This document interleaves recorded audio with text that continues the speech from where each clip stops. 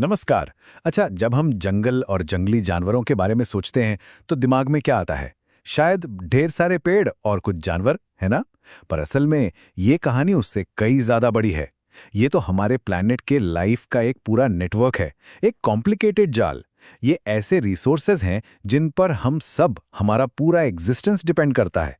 तो चलिए आज भारत की इसी कीमती नेचुरल हेरिटेज की गहराइयों में उतरते हैं। तो एक नज़र डालते हैं कि आज हम क्या-क्या देखने वाले हैं। सबसे पहले हम ये समझेंगे कि आखिर जंगल हमारे प्लैनेट के लिए इतने ज़रूरी क्यों हैं।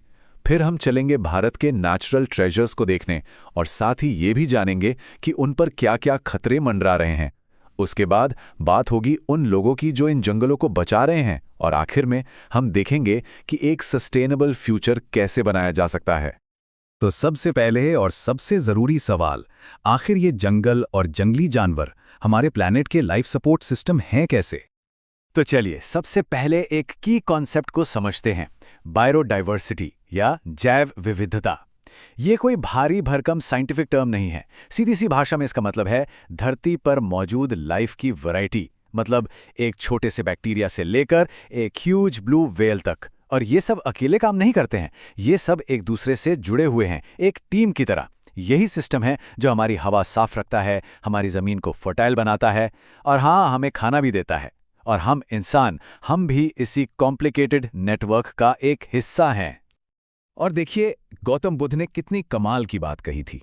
पेड़ पौधे बिना कुछ मांगे सबको देते रहते हैं, यहां तक कि जो उन्हें काटता है उसे भी छाया देते हैं। है ना कमाल की बात? अगर साइंस की भाषा में कहें तो ये प्राइमरी प्रोड्यूसर्स हैं। मतलब लाइफ की चेन इनसे ही शुरू होती है। बाकी सब सारे जीव जंतु खाने और रहने के लिए इन्हीं पर डिपेंड करते हैं। चलिए अब जरा जूम इन करते हैं और अपने देश भारत पर आते हैं। जानते हैं, बायोलॉजिकल डाइवर्सिटी के मामले में भारत दुनिया के सबसे अमीर देशों में से एक है। इस बात को जरा ऐसे समझिए, दुनिया में जितनी भी स्पीशीज हैं उनमें से लगभग 8%, जी हाँ 8% स्पीशीज अकेले भारत में मिलती हैं। ये कोई छोटा मोटा नंबर नहीं है। इसका सीधा सा मतलब यह है कि भारत ग्लोबल कंजर्वेशन के लिए एक हॉटस्पॉट है और ये हमारे ऊपर एक बहुत बड़ी जिम्मेदारी भी डालता है कि हम दुनिया की इस धरोहर को बचा कर रखें। और भारत में डाइवर्सिटी दिखती कहाँ है? हमारे जंगलों में। एक तरफ घने ट्रॉपिकल रेन फॉरेस्ट्स हैं तो दूसरी तरफ राजस्थान जैसे इलाकों में सूखे कांटीले जंगल, सुंदरबन जैसे मैंग्रोव फॉरेस्ट्स भी हैं और हिमालय के ऊंचे पहाड़ों पर भी जंगल हैं। मतलब हर तरह का जंगल यहाँ मौजूद है और हर जंगल अपने आप में एक पूरी दुनिया है जहाँ ना जाने कितने जीव जंतु रहते हैं।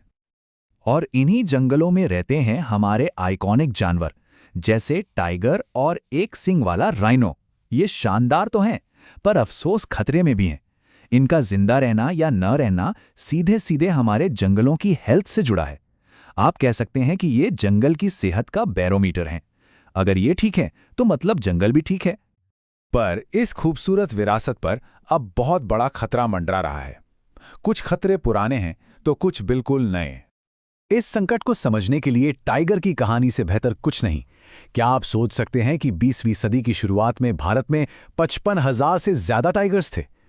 55,000। और 1973 तक ये नंबर गिरकर सिर्फ 1,827 रह गया। कहाँ 55,000 और कहाँ 2,000 से भी कम। ये आंकड़े हमें एक सीधी सी चेतावनी देते हैं कि अगर हमने ध्यान नहीं दिया तो हम क्या कुछ खो सकते हैं। और ये खतरे हैं क्या? माइनिंग, हद से ज्यादा ग्रेजिंग, बढ़ते शहर, इंडस्ट्रियल एक्सपेंशन, इन सब की वजह से जंगल कट रहे हैं। जब जानवरों का घर ही छिन जाएगा, उनके संसाधन खत्म हो जाएंगे, तो जाहिर है वो विलुप्त होने की कगार पर पहुंच ही जाएंगे। और अब बात करते हैं एक बिल्कुल मॉडर्न खतरे की। देखिए, 2024 की UN wild life crime report कुछ चौंकाने वाली बातें बताती है। अब खतरा सिर्फ कुछ लोकल शिकारियों से नहीं है, ये एक ऑर्गेनाइज्ड क्राइम बन चुका है। एक पूरा इंटरनेशनल नेटवर्क है जो गेंडे के सींग और पेंगोलिन स्केल्स जैसी कीमती चीजों की स्मगलिंग पर फोकस कर रहा है। तो ये बात समझना बहुत जरूरी है। ये अब सिर्फ पोचिंग नहीं है, ये एक $multi-billion ग्लोबल इंडस्ट्री बन गई है। इसके पीछे बड़े बड़े क्रिमिनल नेटवर्क्स हैं, करप्शन है, मनी लॉन्ड्रिंग है और इसीलिए इससे लड़ना इतना मुश्किल और कॉम्प्लिकेटेड हो गया है। लेकिन इन सब खतरों के बीच उम्मीद भी है। तो चलिए अब देखते हैं कि सरकारें और आम लोग मिलकर इन खजानों को बचाने के लिए क्या लड़ाई लड़ रहे हैं। इन खतरों से निपटने के लिए भारत सरकार ने कई बड़े कदम उठाए। 1972 में आया वाइल्ड लाइफ प्रोटेक्शन एक्ट और फिर 1973 में लॉन्च हुआ फेमस प्रोजेक्ट टाइगर। और सच कहूं तो इन कानूनों और प्रोजेक्ट्स ने कमाल का काम किया है। इन्होंने ही टाइगर जैसी स्पीशीज को विलुप्त होने से बचाया है। पर यह लड़ाई सिर्फ सरकार की नहीं है। असली ताकत तो कम्युनिटीज में होती है, उन लोगों में जो जंगलों के बीच रहते हैं। याद है चिपको आंदोलन, जब लोग पेड़ों को बचाने के लिए उनसे चिपक गए थे। ये दिखाता है कि जब लोग साथ आते हैं तो क्या कुछ कर सकते हैं। और ये जज्बा आज भी जिंदा है। राजस्थान के लुधेड़ा गांव की कहानी सुनिए, ये एक शानदार मॉडर्न एग्जाम्पल है। यहाँ के लोग मिलकर एक बंजर जमीन को, जो कि एक ग्रेवयार्ड था, उसे एक हरे भरे जंगल में बदल रहे हैं। और सबसे प्यारी बात क्या है जानते हैं? हर परिवार ने एक पौधे को अडॉप्ट किया है, उसे परिवार का हरा सदस्य नाम दिया है। कितनी खूबसूरत सोच है। तो हमने सरकार की बात की, लोगों की बात की, अब भविष्य की तरफ देखते हैं। टेक्नोलॉजी, ये हमारे जंगलों को बचाने में एक पावरफुल टूल बनकर सामने आ रही है। सोचिए जरा, इतने बड़े बड़े घने जंगलों पर नजर रखना कितना मुश्किल होगा। फॉरेस्ट ऑफिशियल्स के लिए ये हमेशा से एक बहुत बड़ा चैलेंज रहा है। जब तक अवैध कटाई या शिकार का पता चलता, तब तक बहुत देर हो चुकी होती थी। पर अब टेक्नोलॉजी इसका एक सॉलिड जवाब लेकर आई है। ये काम करता है AI powered forest alert system. होता क्या है? ऊपर सैटेलाइट्स जंगलों की हाई रेजोल्यूशन तस्वीरें लेते रहते हैं। फिर AI एल्गोरिदम्स इन तस्वीरों को एनालाइज करते हैं और जैसे ही कोई गड़बड़ दिखती है, जैसे कहीं पेड़ कटे हों, तो ये फौरन उसे पकड़ लेता है और बस 2-3 दिन के अंदर अंदर फॉरेस्ट ऑफिशियल्स के पास रियल टाइम अलर्ट पहुंच जाता है। ये तो सर्वेलेंस में एक रेवोल्यूशन जैसा है। अब अधिकारी टाइम पर एक्शन ले सकते हैं। और AI तो बस एक एग्जाम्पल है। आज तो पूरा का पूरा एक मॉडर्न कंजर्वेशन टूल किट तैयार हो गया है। घुसपैठियों का पता लगाने के लिए AI कैमराज हैं, जानवरों को ट्रैक करने के लिए GPS कॉलर्स हैं, जिससे ह्यूमन वाइल्ड लाइफ कॉन्फ्लिक्ट कम हो। और तो और अकूस्टिक सेंसर्स हैं, जो आवाज सुनकर ही पता लगा लेते हैं कि कहीं अवैध कटाई तो नहीं हो रही। ये सब मिलकर हमारे जंगलों और जानवरों के लिए एक डिजिटल सिक्योरिटी शील्ड बना रहे हैं।